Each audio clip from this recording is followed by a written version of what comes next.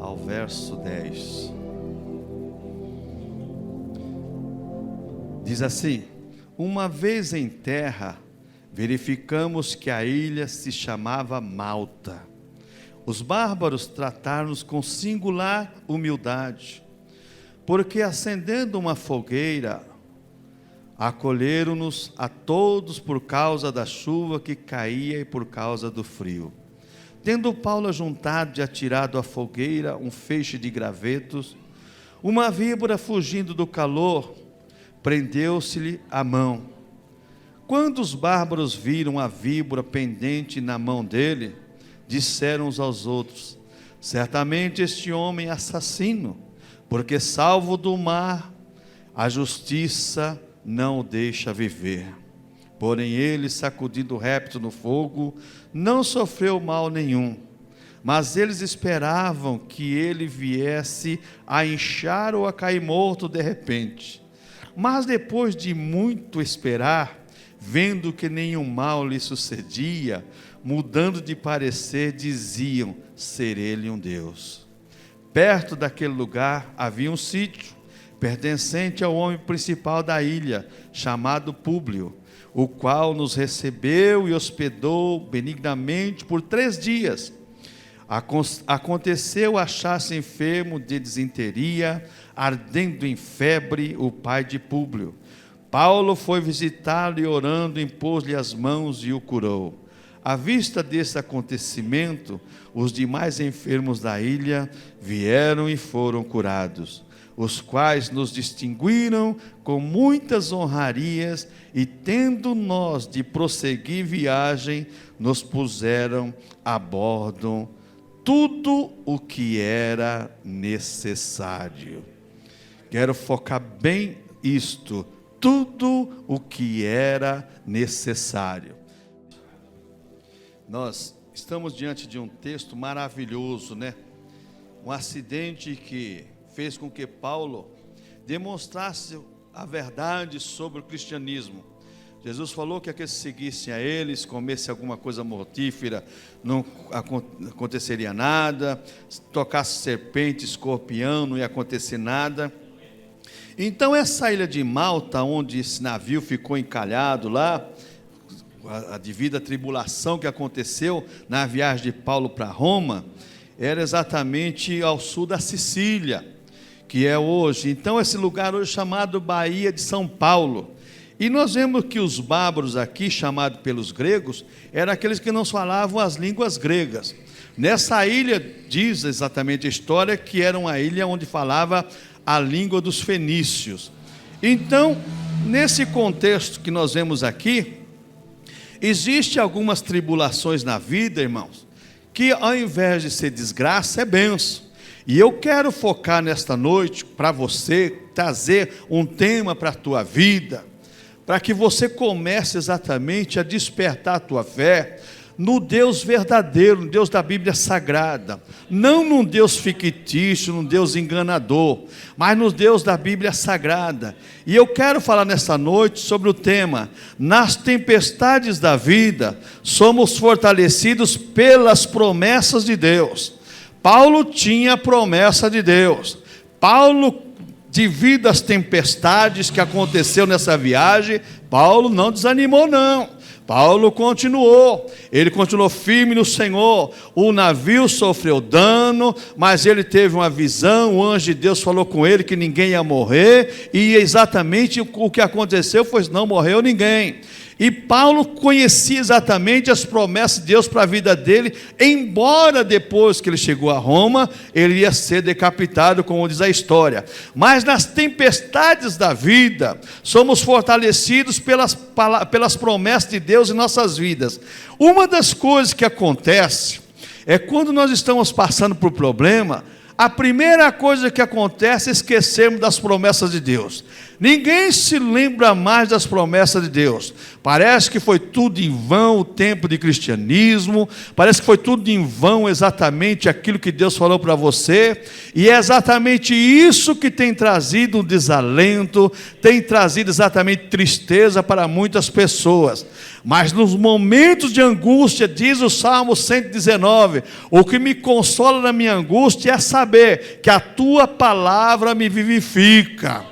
Irmãos, se nós estivermos firmes na palavra de Deus, jamais vamos desanimar. Se nós confiarmos nas promessas de Deus, jamais vamos fraquejar, porque as promessas de Deus não falham, irmãos, não falham. Deus é o Deus que cura, é o Deus que salva, cura, batiza com o Espírito Santo, leva para o céu, mas Ele tem promessa para a tua vida, e muitas vezes você não acredita mais nas promessas de Deus, como eu já preguei aqui, 5 coisas que os cristãos não creem. A primeira coisa que o cristão não crê, já hoje, atualmente, é nas promessas de Deus. Parece que Deus já se afastou, está longe. Não, essas promessas de Deus não falharão, como diz o hino, falhando tudo, não falhará as promessas de Deus para nossas vidas, não. Então, nas tempestades da tua vida, somos fortalecidos, você tem que ser fortalecido, é pelas promessas de Deus. Por quê? Em primeiro lugar, Deus pode levantar as pessoas desconhecidas para nos ajudarmos. Diz aqui o versículo 2, olha só, os bárbaros trataram com singular humanidade, porque acendendo uma fogueira, acolheram-nos a todos por causa da chuva que caía e por causa do frio. Veio as tempestades, vieram as dificuldades, chegaram no lugar estranho, e Deus levantou pessoas desconhecidas para ajudar os servos dele.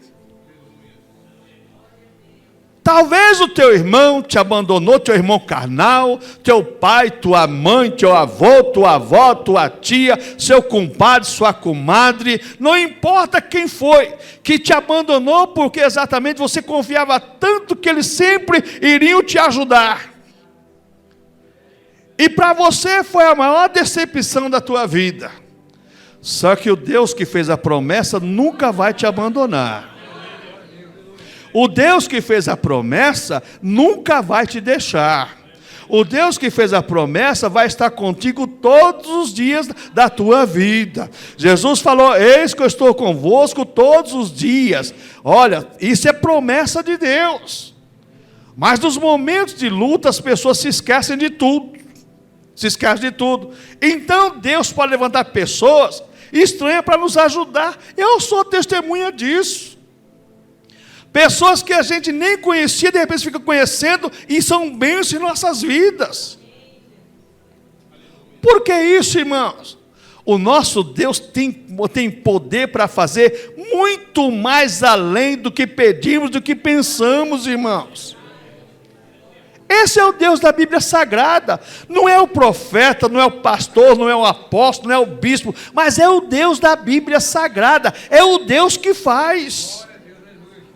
Mas em vez das pessoas confiarem em Deus, as pessoas confiam no ser humano. Comece a confiar no Senhor. Por que isso? Deus levantou os bárbaros para ajudar Paulo e os companheiros. Eles estavam precisando e Deus levantou essas pessoas. Por que isso? Deus pode fazer coisas inusitadas para nos socorrer nos momentos de aflições. Quantos testemunhos existem? No momento que você acha que não tem mais saída, não tem mais recurso, não tem mais nada, e nesse momento Deus faz coisas inusitadas. Irmãos, você não acredita. Tem um aluno nosso no seminário, ele tinha uma conta fechada há 2 anos no Bradesco. Só que ele tinha um título lá que ele tinha comprado e tinha pago no Bradesco, de capitalização, que ele tinha sorteado lá. O que aconteceu? Chegou a carta da casa dele, vem buscar aqui seu dinheiro, 16 mil reais, você ganhou.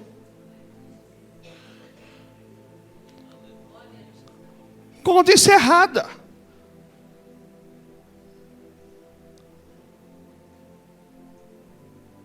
O problema está faltando dinheiro em casa? Deus supriu, Deus usou. Irmãos, eu creio nisso. Se você não crê, é problema teu. Mas eu creio num Deus que faz coisas inusitadas. Eu creio. Em Deus está todo o querer e efetuar. Em Deus tem todo o poder e efetuar. Em Deus tem tudo que você precisa para a tua vida. Deus tem tudo que você precisa da tua vida. Por que isso? Deus pode levantar ímpios e nossos inimigos para nos abençoar. Por que que não pode? Pode. E como pode? Deus pode fazer isso? Pode. Os bárbaros aqui eram considerados inimigos do povo. Mas aqui foi exatamente bênção para Paulo e aquela comitiva. Por que que Deus não pode fazer? Deus pode fazer, mas acontece que as pessoas não creem. As pessoas não creem exatamente no Deus que pode fazer. Elas creem exatamente no homem que faz. E é onde você quebra a cara. Você é decepcionado, você se revolta, porque exatamente o homem é falho, e o homem promete, mas não cumpre. Mas o Deus que fez as promessas jamais vai falhar. Jamais vai falhar. O Deus que fez as promessas jamais vai falhar. Por que isso? Deus pode fazer de sua crise uma ferramenta de vitória. Pensa nisso. Deus pode fazer da sua crise uma ferramenta de vitória. Eu estou passando por um momento de crise difícil da minha vida, você pode estar dizendo, mas isso pode ser uma ferramenta para a tua vitória. Lá na frente você vai ver, aquilo que eu passei exatamente foi para Deus fazer com que a minha vida fosse agora de uma maneira alicerçada, para me cantar o hino da vitória e testemunhar, testificar do poder desse Deus que tem poder nos céus e na terra, para fazer o impossível em favor daqueles que o amam e em favor daqueles que o buscam. Agora, no momento de crise, acaba o amor. No momento de crise, vem as buscas, mas muitas vezes, as buscas de maneira errada. Ao invés de buscar socorro em Deus, no Deus verdadeiro, Deus da Bíblia Sagrada, vai buscar socorro em Deus por métodos humanos. Fazendo barganha com Deus, e Deus não é Deus de barganha. Fazendo votos para Deus, que são votos de tolos, votos absurdos. Não é isso que Deus quer. Deus quer a sinceridade do teu coração, da tua alma. Deus quer que você expresse o sentimento que tem dentro de você, a confiança que você tem nele, na maneira dele agir e trabalhar em favor da tua vida. Então Deus pode fazer do seu sofrimento, da sua crise, uma ferramenta para a sua vitória. A sua crise pode estar hoje na tua vida, mas amanhã você vai rir da sua crise, porque a vitória de Deus chegou na tua vida. Irmãos, quantas pessoas passam às vezes 6 meses, um ano desempregado, uma crise terrível. Deus abre as portas, supra a necessidade, e agora aquilo lá serve de aprendizado para ela, que ela passa agora a zombar daquela crise. Fala assim, eu passei, Deus me ajudou, e aqui estou para glorificar e exaltar o nome do Senhor dos Exércitos. Por que isso, irmãos? Deus pode fazer do seu sofrimento a matéria-prima para a sua alegria. Deus pode fazer do seu sofrimento a matéria-prima para a sua alegria. Nunca se esqueça disso. A sua dor, a sua angústia, as suas lágrimas servirão de riso, de gozo, de vitória para a tua vida. Mas as pessoas não creem nisso, irmãos. As pessoas não creem nisso. Irmãos, comece a crer nisso, que vai mudar a situação da tua vida. Comece a crer nisso, que vai mudar a sua história. A Deus pode fazer do seu sofrimento a matéria-prima para a sua alegria. Você está sofrendo hoje, mas amanhã você está rindo. Por que isso, irmão? Porque Deus nos ama. E porque Deus nos ama, Ele quer nos ver alegre, feliz, contente. Mas as pessoas, quando estão chorando, muitas vezes até blasfemam contra Deus. Ao invés de se lembrar das promessas de Deus, se lembrar do Deus Todo-Poderoso, começa a murmurar, começa a reclamar, começa a dizer uma série de coisas que entristece o Espírito de Deus. Não! Nesse momento exatamente de sofrimento, você se lembra do Deus que fez promessa para a tua vida, e esse sofrimento vai ser matéria-prima para a sua alegria, e você vai cantar o hino da vitória e glorificar o Deus que fez algo pela tua vida. Outra coisa, irmãos, Deus pode fazer de tua derrota, da tua derrota, a provisão para a sua conquista. Perdi hoje, mas amanhã Deus vai me dar dobrado. Diabo tirou hoje 10 reais, mas amanhã o meu Deus pode me dar 1000. O diabo fez você chorar 1 hora, Deus vai te dar anos de gozo e de alegria. Mas como é difícil as pessoas entenderem isso, irmãos. Como é difícil. Quando as pessoas, irmãos, estão na derrota, a última coisa que ela pensa exatamente é em rir. É exatamente em sentir a vitória. Não, estou derrotado mesmo. Acabou tudo. É que nem o Pedro. Acabou. Os discípulos, caminho de Emaús, acabou tudo. Irmãos, a tua derrota, Deus pode fazer provisão para a tua conquista. Você vai ver só que Deus pode fazer na tua vida, é só você crer no Deus da Bíblia Sagrada, no Deus verdadeiro. Não é no Deus exatamente porque existe alguns adágios popular e chavões de pregador. O Deus que eu sirvo é o mesmo que você serve. E se você serve o Deus da Bíblia Sagrada, é o mesmo Deus que eu sirvo. O Deus da Bíblia Sagrada é o mesmo Deus, não muda de pessoa para pessoa. Se você acreditar nesse Deus, confiar nesse Deus, Deus pode fazer da sua derrota provisão para a sua conquista. Hoje eu estou sendo afrontado, estou sendo rejeitado, estou derrotado, mas amanhã estarei em pé diante do Senhor, glorificando e exaltando o nome do meu Deus. E Deus vai ser glorificado e exaltado através da tua vitória. Irmãos, nunca se esqueça disso, irmãos. Não esqueça disso, não. Eu quero que você coloque essas mensagens que eu estou pregando aqui no teu coração, porque vai ser bênção para a tua vida, irmãos. Comece a acreditar nesse Deus poderoso. Eu não posso fazer nada para você, além de interceder por você, mas Deus pode fazer tudo, infinitamente mais do que você pede, que você deseja. Deus pode fazer. Deus pode fazer. Outra coisa, irmãos, que Deus pode fazer, quando os nossos recursos acabam, presta atenção nisso, quando os nossos recursos acabam, os celeiros de Deus estão abarrotados ainda. Acabou tudo, mas os celeiros de Deus é infindo. Os celeiros de Deus nunca acabam. Xaramanabia subicanta lamar.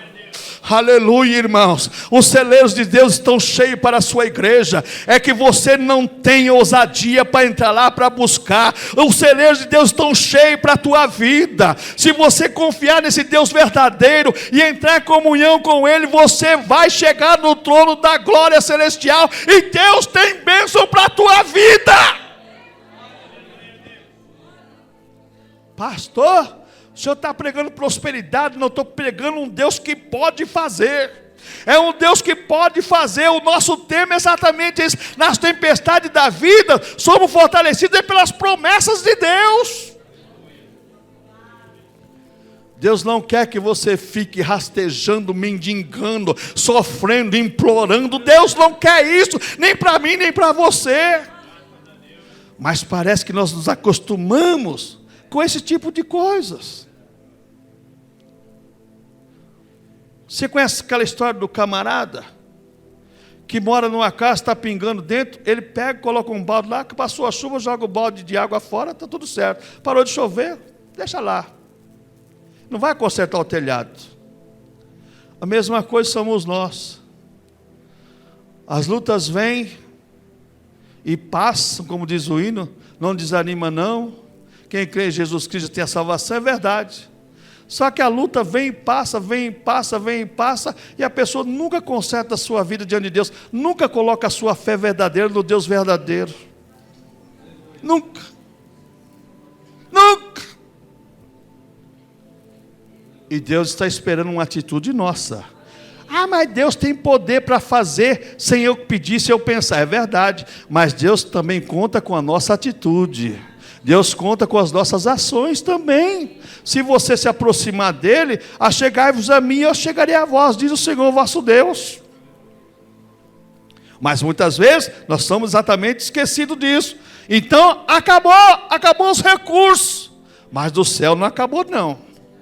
Os do céu são infindos. Os dos céus estão, os celeiros de Deus estão abarrotados. O grande problema é exatamente entrar lá e buscar. Porque sabe o que acontece, irmãos? Em todo almoxarifado existe um responsável e existe porta trancada para segurar exatamente. E os celeiros de Deus, os almoxarifados de Deus também está trancado. Isso você só abre através da sua oração e da sua comunhão com Deus. Você não vai abrir com ingratidão, com irreverência. Você não vai abrir blasfemando. Você não vai abrir falando mal. Você vai abrir se humilhando na presença de Deus. É isso que você vai abrir o celeiro de Deus.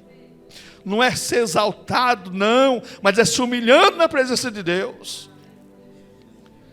Irmãos, em segundo lugar, Deus prometeu nos guardar e nenhum mal poderá nos deter, nada. Do verso 3 ao verso 6 aqui, diz assim: tendo Paulo juntado e atirado uma fogueira, e atirado à fogueira um feixe de gravetos, uma víbora fugindo do calor prendeu-se-lhe a mão. Quando os bárbaros viram a víbora pendente da mão dele, disseram uns aos outros: certamente este homem é assassino, porque salvo do mar a justiça de Deus não deixa viver. Porém ele, sacudindo o réptil no fogo, não sofreu mal nenhum, mas eles esperavam que ele viesse a inchar ou a cair morto de repente.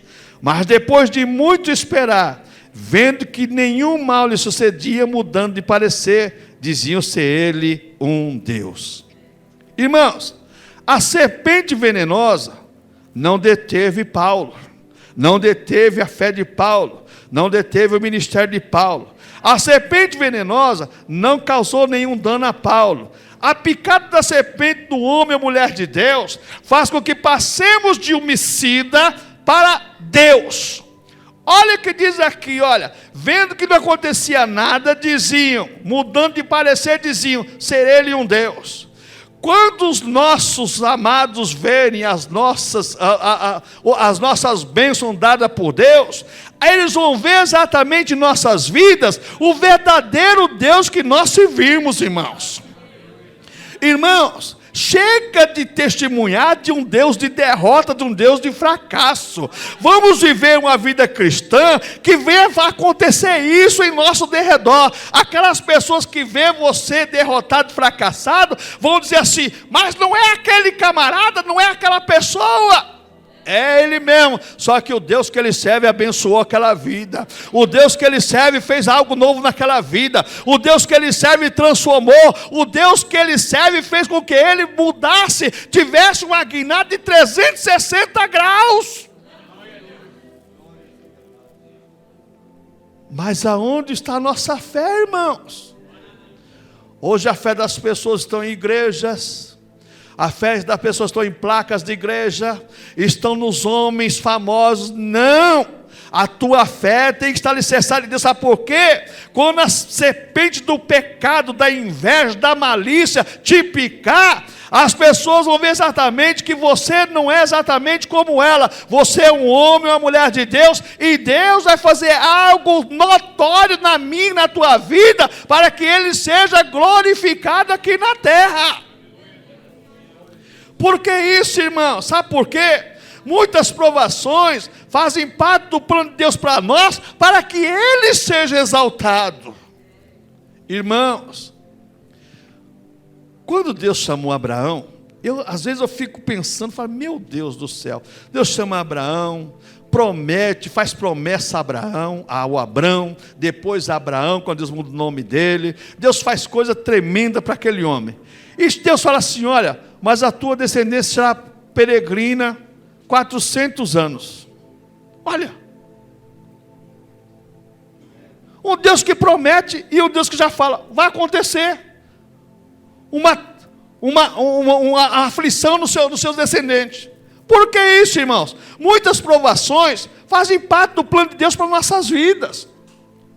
E nós, por uma questão de falta de fé, de falta exatamente de confiança em Deus, por falta exatamente de integridade cristã, é o diabo, é o inimigo, é o espírito de inveja, não é não, irmãos, não é não. Deus muitas vezes está provando a nossa fé, e é onde nós somos reprovados, que ao invés de nós aceitarmos aquilo, não passivamente, mas aceitarmos aquilo exatamente, muitas vezes como uma correção de Deus, ou muitas vezes também como plano de Deus para nossas vidas, nós somos reprovados porque murmuramos, porque ao invés de nós fazermos o querer de Deus, nós fazemos o querer, muitas das pessoas que nos cercam, das pessoas muitas vezes que estão de olho em nós, como diz o salmista, as pessoas dizem: aonde está o teu Deus? E você fica revoltado porque Deus não faz naquele momento, naquela hora, porque nós vivemos uma época do imediatismo. Eu quero agora, não é para amanhã, é agora. E Deus faz no momento certo, na hora certa, no querer dele. Então, irmãos, o que acontece com isso, irmãos? O poder do livramento de Deus é maior do que qualquer veneno de cobra, de pecado. O poder de Deus é maior que qualquer coisa. Mas, irmãos, as pessoas não acreditam mais no poder de Deus. As pessoas pregam que Deus abriu o mar vermelho, mas as pessoas não acreditam que Deus pode fazer hoje um caminho no Atlântico, e a igreja passar louvando a Deus dentro do mar. Não vamos desafiar a natureza nem Deus, mas o Deus que pode fazer, Ele faz. Aí o cético diz: não, mas a história do Êxodo não é bem assim não, a história do Êxodo é diferente. Não, irmãos, eu creio num Deus que abre mar, num Deus que fecha mar, num Deus que colocou a praia como limite do mar, num Deus que faz o sol nascer, a lua nascer, num Deus que fez o dia, fez a noite, num Deus que controla o sol, controla a lua, controla a chuva, controla o calor, controla o frio. É o Deus que faz todas as coisas nos céus e na terra. Esse é o Deus todo-poderoso da Bíblia Sagrada. Irmãos, Deus, o poder de Deus é que está em nós, o poder de Deus que está em nós é maior do que qualquer adversário que venha nos afrontar ou venha causar dano à nossa fé. O poder de Deus é maior do que qualquer coisa que venha nos afrontar, irmãos.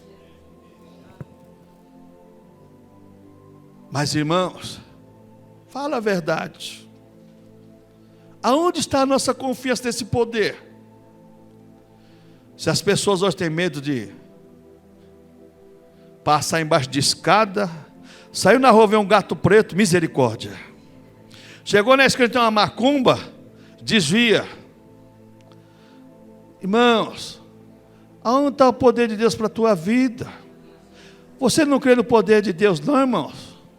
A Bíblia diz: 1000 cairão ao teu lado, 10.000 à tua direita, você não vai ser atingido. Por quê? Porque Deus fez a promessa para a tua vida: eis que estou convosco todos os dias até a consumação do século, irmãos.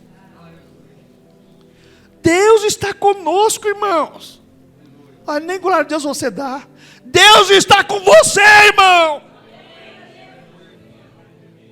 Irmãos, isso é uma verdade, é bíblico. Mas como é difícil crer nessas promessas. Em gosto e engano todo mundo crê, mas nas promessas de Deus é difícil crer. Sabe por quê, irmãos? O poder de nossas vidas, quando você realmente é cristão, faz dizer como Davi no Salmo 18, que é o mesmo texto de 2 Samuel 22.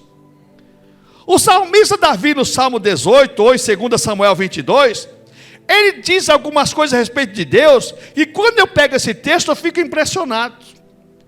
Olha a confiança que ele tinha nesse Deus.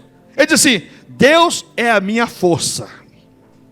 Eu estou nesse momento debilitado, e eu estou nesse momento angustiado, eu estou nesse momento sufocado pelas afrontas, mas Deus é a minha força. Deus vai suprir as minhas necessidades e eu vou vencer essa luta. Deus é a minha força. Outra coisa, que Deus é a minha cidadela.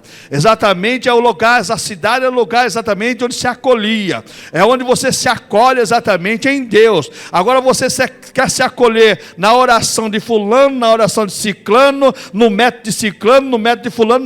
Não. Pastor Pablo disse uma coisa ou não. Olha, não é assim não. É exatamente na palavra de Deus. Deus é a minha cidadela. Eu vou me acolher lá. Eu vou me recolher lá. Eu não vou me recolher exatamente no papo de homem, não. O homem pode ser bom de papo, mas Deus é o dono da bênção, o dono da vitória, o dono da proteção. Ele é o Deus verdadeiro, é a minha cidadela.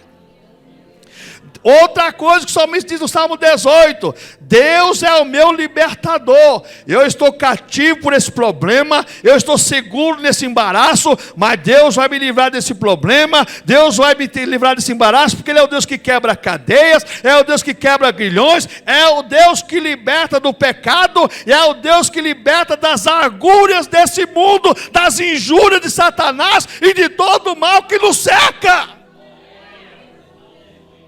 Irmãos, Deus é o nosso libertador. Outra coisa que Davi diz no Salmo 18: Deus é o meu rochedo. Está falando de proteção.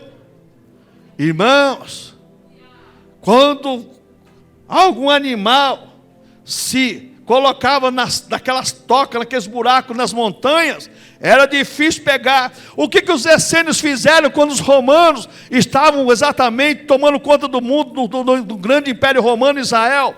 Fizeram as suas casas nas cavernas lá em cima dos montes, para se proteger. O salmista diz: Deus é o meu rochedo.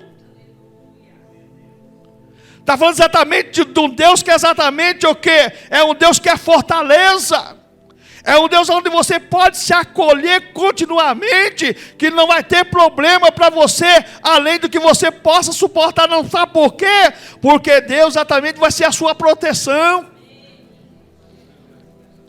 Pelo amor de Deus, estão vendendo umas toalhinhas de proteção aí de bênção. Não compre não, pelo amor de Deus. Estão vendendo um martelinho da bênção, não compre não. Não compra o cimento da casa própria, não. Saquinho de cimento que é caro, R$500 o saquinho de cimento de 10 gramas. Cuidado, não compra não. Não compra não. Confia no Deus que pode fazer por você.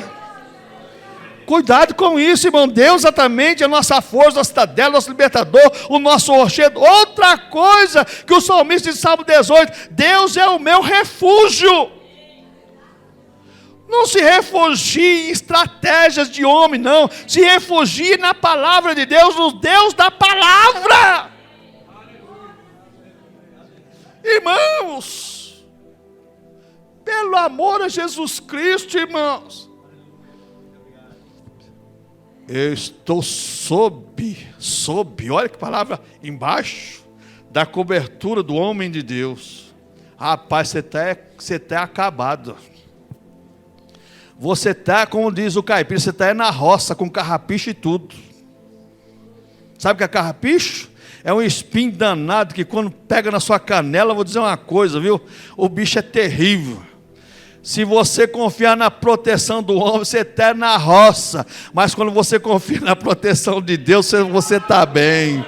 Você confia na proteção de Deus, você está bem, porque Deus é o Deus que protege realmente. Deus é exatamente nosso refúgio. Outra coisa, o salmista diz no Salmo 18, tudo no verso 1, diz assim: Deus exatamente é o meu escudo, é aquele que me protege. Se aconteceu porque Deus quis, se aconteceu porque Deus quer me provar, mas tem uma coisa, não vou negar esse Deus, vou permanecer com Ele, porque Ele vai me dar vitória. Deus é o nosso refúgio, fortaleza, socorro bem presente na hora da angústia, pelo que não temeremos, ainda que o mar espumeje, que as águas sejam bravias, ainda que se transporte monte, que aconteça o que acontecer, meu Deus vai fazer o quê? Vai colocar os meus pés sobre uma rocha, em cima de uma rocha, na palavra dele, e eu vou cantar o hino da vitória. Mas irmãos, como é difícil, irmãos. Como é difícil. Como é difícil. Deus é o meu refúgio. Deus é o meu escudo. Aí diz o salmista ainda: Deus é a força da minha salvação. Sabe por que muitas vezes nós somos afrontados por injúrias, por uma série de transtornos da vida? Porque nós somos salvos. E porque nós somos salvos em Cristo, eu estava falando na classe dos adolescentes de manhã, se você visse pelo menos um segundo o que está acontecendo aqui nas regiões celestiais, você seria mais crente. A Bíblia diz em Efésios capítulo 6 que existe uma guerra, existem principados e potestades nas regiões celestiais que trabalham exatamente para fazer coisas contra nós, igreja. Diz o salmista que Deus é a força da minha salvação. Na força da nossa salvação, é realmente verdade que Deus é, existe principais potestades trabalhando contra. Só que maior é aquele que está conosco que aquele que está no mundo. E muitas vezes as pessoas dão mais crédito ao poder do diabo do que ao poder de Deus. Pastor, sabe como é o inimigo, né? O inimigo é um derrotado, meu irmão, minha irmã, ele é derrotado, ele é um acabado. O nosso Deus, que é o Deus forte, é o Deus poderoso, é o Deus verdadeiro, é o Deus que faz, não é o Deus que pede para fazer, ele faz e acabou, irmãos. O diabo não pode fazer nada contra você sem permissão de Deus, não. E Deus é exatamente isso. Deus é a força da minha salvação. É Deus que faz com que eu permaneça firme, que eu permaneça forte, que eu permaneça passando por problemas, mas glorificando e exaltando o nome dEle. Irmãos, quando o salmista Davi escreveu o Salmo 18, lá em 2 Samuel capítulo 22, ele tinha saído de uma grande batalha, mas saiu vitorioso. Talvez você esteja passando por uma grande batalha na tua vida, mas Deus está mandando essa mensagem para você, para dizer que você vai ter uma grande vitória e exaltar e glorificar o nome dEle. Irmãos, não vamos ser céticos não, irmãos, vamos confiar nesse Deus. Esse Deus é o Deus que pode fazer. Outra coisa para terminar, o salmista diz no verso 1 do Salmo 18, Deus é o meu baluarte. Irmãos, meu irmão, a bandeira, lembra que foi pregado aqui domingo passado? Deus é a tua bandeira? Ou a tua bandeira é a bandeira da derrota? A bandeira do fracasso, a bandeira da discórdia, a bandeira daquele que é desprovido, a bandeira branca de entrega, estou entregando os pontos, Não, meu irmão, a bandeira de Deus fazia assim, eu sou mais do que vencedor por aquele que me amou, sou mais do que vencedor porque Jesus Cristo me deu a vitória. Irmãos, para nós terminarmos, nossas vidas estão escondidas com Cristo em Deus. Paulo diz isso escrevendo aos Filipenses, Paulo diz escrevendo aos Coríntios, nós estamos escondidos em Cristo em Deus. Se você está escondido com Cristo em Deus, o que você está passando não é nada, não é nada. O que nós tínhamos que passar como afronta para nossas vidas, Jesus já fez por nós na cruz do Calvário. Jesus já fez tudo por nós na cruz do Calvário. Agora, irmãos, É só cantarmos o hino da vitória, e Deus com certeza vai fazer coisas grandes e coisas novas em nossas vidas. Que Deus venha ser exaltado e glorificado na minha e na tua vida. Não desanime, confia no Deus da Bíblia Sagrada, não confia no Deus dos homens, não confia no Deus verdadeiro, no Deus da Bíblia Sagrada, que Deus vai fazer da tua vida um renovo espiritual, um renovo na tua vida financeira, o renovo na tua vida conjugal, o renovo na tua vida familiar, o renovo na tua saúde, para Ele ser glorificado e exaltado aqui na terra. Vamos ficar em pé, vamos louvar o Senhor. Glória seja dado o nome do Senhor nosso Deus. Aleluias.